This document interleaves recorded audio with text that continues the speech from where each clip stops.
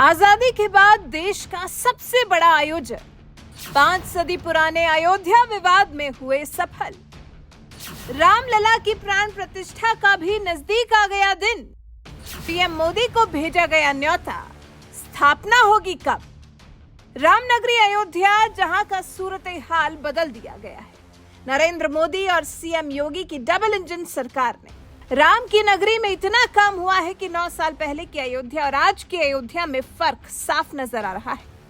ये पीएम मोदी और सीएम योगी की मेहनत का ही असर है, जो अब जल्द ही 5 सदी पुराने विवाद का अंत ऐसे हुआ कि रामलला की प्राण प्रतिष्ठा का भी दिन आ ही गया। जी, गृह मंत्री अमित शाह ने कहा था कि 2024 के शुरुआत में राम मंदिर में रामलला की प्राण प्रतिष्ठा हो जाएगी। आम जनता के लिए मंदिर का द्वार खोल दिया जाएगा। इसके बाद भी बीच बीच में प्राण प्रतिष्ठा की तारीख को लेकर कई कयास लगाए गए। इतना बड़ा आयोजन होना है तो मुहूर्त भी तो शुभ ही होना चाहिए ना।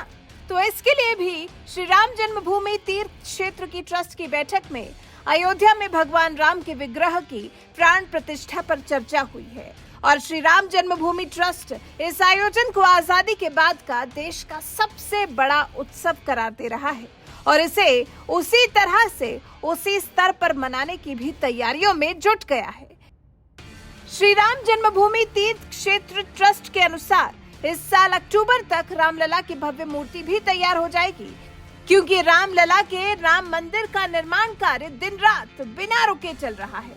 यहाँ तक कि जब महामारी ने दस्तक दी थी, उसके बाद भी राम मंदिर का काम बहुत ज्यादा दिन तक रोका नहीं गया था, जिसके बाद लग रहा है जैसे अगले साल जनवरी में 14 से 26 जनवरी के बीच में अयोध्या में भगवान राम के विग्रह की प्राण प्रतिष्ठा कर ली जाएगी, क्योंकि श्री राम जन्मभूमि तीर्थ क्षेत्र ट्रस्ट के मुताबिक अगले साल जनवरी में 14 से 26 जनवरी के बीच में अयोध्या में भगवान राम के विग्रह की प्राण प्रतिष्ठा होगी। इसी बीच में प्रधानमंत्री नरेंद्र मोदी ही किसी शुभ मुहूर्त पर भगवान राम के विग्रह की प्राण प्रतिष्ठा खुद करेंगे। ट्रस्ट के अनुसार इस अवसर को व्यापक और यादगार बनाने के लिए पूरे देश में उत्तर से दक्षिण और पूरब से पश्चिम तक भारत के हर कोने में राम महोत्सव मनाया जाएगा। ये राम महोत्सव ऐसा होगा कि पीएम मोदी के शुभ कर कमलों से तो ये प्राण प्रतिष्ठा होगी ही साथ सभी धर्मों के प्रतिनिधियों को इस कार्यक्रम में इस आजादी के बाद के सबसे बड़े उत्सव में शामिल होने का न्योता दिया जाएगा। इस समारोह में शामिल होने के लिए बौद्ध, जैन, सिख पंथ सहित अन्य धर्मों के प्रमुख धार्मिक लोगों और देश भर के तमाम धर्मावलंबी, बुद्धिजीवी, संत महात्मा, समाज सेवी, शहीदों के परिजनों और देश के सभी आध्यात्मिक संस्थानों के प्रतिनिधियों को आमंत्रित करने की योजना है। हर केंद्र, मठ, आश्रम, मंदिर, तीर्थ स्थान से एक प्रतिनिधि कार्यक्रम में हिस्सा लेंगे। पूरे देश में हनुमान चालीसा और रामचरितमानस का पाठ होगा। प्राण प्रतिष्ठा के मौके पर देश में दीपावली जैसा उत्सव होगा। हर घर के सामने 5-5 दीपक जलाने की अपील की भी बात सामने आई है। वहीं श्री राम जन्मभूमि क्षेत्र ट्रस्ट के महासचिव चंपत राय ने कहा है कि देश के हर गांव, हर मंदिर और हर कस्बे में रामलला के प्राण प्रतिष्ठा कार्यक्रम के बैनर, पोस्टर लगाए जाएंगे। प्राण प्रतिष्ठा कार्यक्रम में शामिल होने के लिए पीएम मोदी से 15 से 24 जनवरी के बीच का समय मांगा गया है। चंपत राय ने तो ये भी बताया कि प्राण प्रतिष्ठा के अवसर पर कौन कौन से कार्यक्रम होंगे, इसको लेकर भी एक बैठक हुई है। भगवान राम का मंदिर निर्विघ्न बने, इसके लिए यहाँ अनेक प्रकार के अनुष्ठान किए जा रहे हैं। तीर्थ क्षेत्र भवन रामकोट में ऋग्वेद, श्यामवेद, कृष्ण यजुर्वेद, शुक्ल यजुर्वेद के मंत्रों की आहुतियां चल रही हैं। वाल्मीकि रामायण और श्रीमद् भागवत का पाठ भी हो रहा है। बाकी तैयारी पूरी ट्रस्ट की तरफ से ही देखी जा रही है। चंपत राय ने बताया कि मंदिर के दरवाजे लकड़ी के हैं। दरवाजों पर जो भी नक्काशियां हैं उसका जायजा लिया गया है। मंदिर के सभी स्तंभों में मूर्तियां बननी हैं। गर्भगृह के प्रवेश द्वार पर 2 सिंह, 2 गज, 1 हनुमान जी और 1 गरुड़ की प्रतिमाएं लगेंगी। प्रतिमाएं किस पत्थर की बनेंगी, इसको लेकर भी बैठक में चर्चा हुई, जिसमें एक राय ये भी बनी कि जिस पत्थर का मंदिर है उसी पत्थर की इनकी प्रतिमाएं भी होनी चाहिए। मतलब अब वो दिन दूर नहीं जब आजादी के बाद का सबसे बड़ा पर्व हम मना रहे होंगे। भाई मनाए भी क्यों ना, 5 सदी पुराना ये राम मंदिर का विवाद है। कहते हैं कि 1528 से 29 में मंदिर तोड़कर मस्जिद बनवाई गई थी। इतिहासकारों के मुताबिक 1526 में बाबर भारत आया था। बाबर ने 1528 तक अवध तक अपनी पहुंच बना ली थी। करीब 3 सदियों तक के इतिहास की जानकारी कहीं पर मौजूद नहीं है। 1853 में अयोध्या में इस मुद्दे को लेकर पहली बार माहौल खराब हुआ था।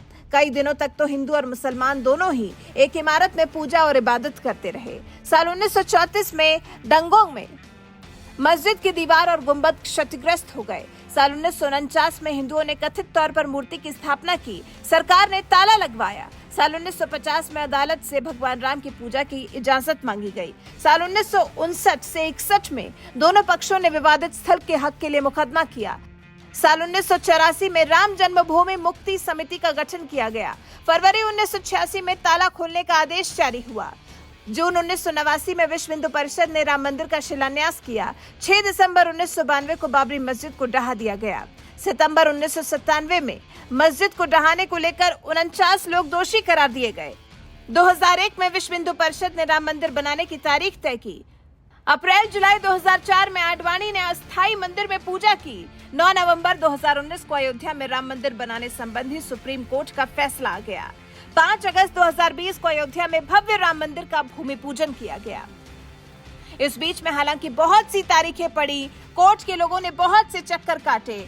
हाई कोर्ट से मामला सुप्रीम कोर्ट में पहुंचने पर भी काफी जद्दोजहद दिखी। दूसरे पक्ष की तरफ से इस मामले में पूरी दिलचस्पी दिखाई गई, लेकिन आखिरकार फैसला राम मंदिर के पक्ष में ही आया और तब से लेकर आज तक राम मंदिर निर्माण तेजी से चल रहा है और जल्द पीएम मोदी इस मंदिर में भगवान राम की प्राण प्रतिष्ठा के कार्यक्रम में शामिल होने के लिए आमंत्रित कर लिए गए हैं। पीएम मोदी से 14 से 26 जनवरी के बीच में तारीख पूछी गई है।